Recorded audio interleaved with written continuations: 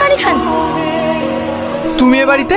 এইটা আমাদের বাড়ি। ও বলছি আমাকে ক্ষমা করে দিয়েন। কিসের ক্ষমা? ওই সকালে আপনার সাথে যে খারাপ ব্যবহারটা করেছি এতে আমার খুব খারাপ লাগছে, তার লেগি। অবশ্যই ক্ষমা করব।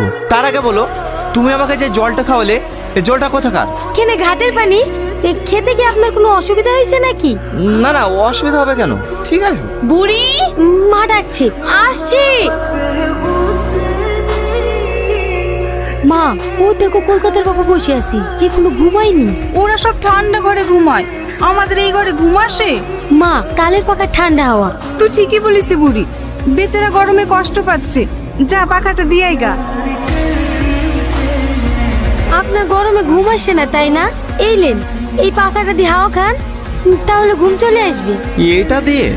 আরে ওরকম করে হাওয়া করে না, এই দেখে